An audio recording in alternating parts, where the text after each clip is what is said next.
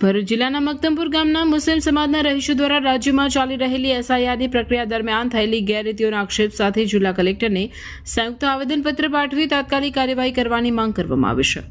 આવેદનપત્રમાં જણાવ્યું હતું કે મક્તમપુર ગામના અનેક કાયદેસર અને વર્ષોથી વસવાટ કરતા મતદારોના નામો સામે ખોટી અને ગેરકાયદેસર વાંધા અરજીઓ કરવામાં આવશે અને કેસોમાં સ્થળ તપાસ કર્યા વિના સંબંધિત મતદારોની પૂછપરછ કર્યા વિના તેમજ પૂરતા પુરાવા જોયા વિના જ ફોર્મ સ્વીકારી કાર્યવાહી કરવામાં આવી હોવાનું પણ રજૂઆતમાં ઉલ્લેખાયું છે। આ પ્રક્રિયા કુદરતી ન્યાયના સિદ્ધાંતોના વિરુદ્ધ હોવાનું પણ આવેદનમાં જણાવ્યું છે। આક્ષેપ મુજબ ફોર્મ નંબર 7 દ્વારા મોટા પાયે નામ કમી કરવાની અરજીઓ કરવામાં આવી છે, જેમાં નિવૃત્ત સરકારી અધિકારીઓ, વેપારીઓ તથા પ્રતિષ્ઠિત નાગરિકોના નામોનો સમાવેશ થાય છે। આવેદનમાં દિવેશ કુમાર વિઠ્ઠલભાઈ પટેલ, કલ્પેશ કુમાર કેશવભાઈ પટેલ અને ગણેશ પૂનમભાઈ માછી નામના વ્યક્તિઓ દ્વારા દુષ્ભાવના અને રાજકીય પ્રેરણાથી ગામના 290 થી વધુ વ્યક્તિઓ સામે અરજીઓ કરવામાં આવી હોવાનો આક્ષેપ કરાયો છે। સાથે જ સંબંધિત સરકારી અધિકારીઓ યોગ્ય ચકાસણી વિના અરજીઓ સ્વીકારી ગંભીર બેદરકારી દાખવી હોવાનું પણ જણાવ્યું છે। ગ્રામજનોએ કલેક્ટર પાસે માંગણી કરી છે કે તમામ વાંધા અરજીઓની સ્વતંત્ર, નિષ્પક્ષ અને વિગતવાર તપાસ કરવી જોઈએ।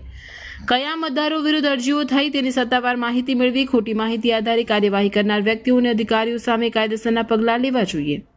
વધુમાં તપાસ પૂર્ણ ન થાય ત્યાં સુધી સંબંધિત ભલામણો સ્થગિત રાખવા, સંબંધિત મતદારોને પૂરતી રજૂઆત અને પુરાવા રજૂ કરવાની તક આપી અંતિમ નિર્ણય સુધી કોઈપણ મતદારનું નામ યાદીમાંથી ન કાઢવાની માંગણીઓ કરાઈ છે।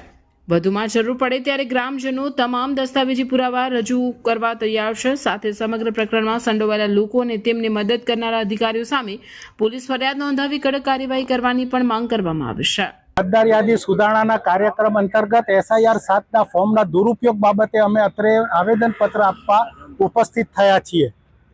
ચોક્કસ વર્ગને નિશાન બનાવી ચોક્કસ રાજકીય કાર્યકરોના હાથે SIR ફોર્મની અંદર પ્રતિષ્ઠિત નાગરિકો, વકીલો, એન્જિનિયરો, રિટાયર્ડ સરકારી કર્મચારીઓ વિરુદ્ધ SIR ફોર્મ ભરાયા છે, જેની ચકાસણી અને ખાતરી કર્યા વગર અધિકારીઓએ તેને સ્વીકાર્યા છે।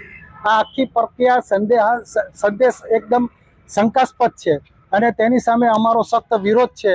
અમને આશા છે કે કલેક્ટર સાહેબ અધિકારી તરીકે, ચૂંટણી અધિકારી તરીકે આવા તત્વોની જે ઈચ્છા છે, જે એમની મતલબ મુસ્લિમ મતદારો કમી કરવાની જે પ્રયાસ છે તેને નાકામ કરશે અને યોગ્ય પગલાં ભરશે।